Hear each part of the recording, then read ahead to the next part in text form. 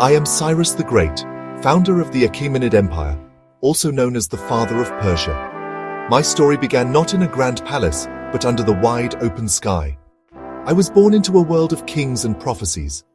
My grandfather, Astyages, was the king of the Medes.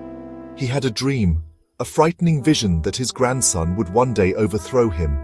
Fearful of this destiny, he ordered me to be left in the mountains to die. But fate, or perhaps the gods themselves, had a different plan for me. I was not abandoned to the wild beasts as he had commanded. Instead, I was found and raised by a humble shepherd and his wife. They raised me as their own son, far from the intrigues and dangers of the royal court. I grew up strong and learned the ways of the common people. I understood their hardships and their simple joys. I learned to lead not with a crown, but with courage and a fair hand. Among the other boys, I was a natural leader in our games, often playing the role of a king. It was during one of these games that my true identity was discovered. A noble's son refused my command, and I punished him. Word of this bold shepherd boy who acted like a king reached my grandfather, Astyages. He summoned me to his court, and the truth of my birth was finally revealed.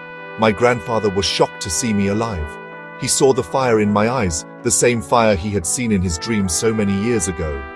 Though he let me live and sent me back to my true parents in Persia, the seed of destiny had been planted. I was now aware of my royal blood and the prophecy that surrounded my name. I lived among my people, the Persians, who were subjects of the Medes.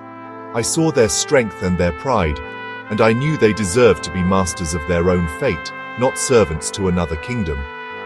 The time I spent away from the court had given me a perspective that no other prince could possess. The years passed, and I learned the arts of war and diplomacy. I watched the Median Empire and saw its weaknesses. I felt the growing desire for freedom among the Persian tribes. They looked to me, the grandson of the Median king, but a Persian at heart. They saw a leader who understood them, who had lived among them, and who was not afraid of the great king Astyages. The whispers of rebellion grew louder, and I knew my moment was approaching. It was not power I sought for myself, but a new beginning for my people. The shepherd boy was ready to claim his throne and fulfill the prophecy that had haunted his grandfather.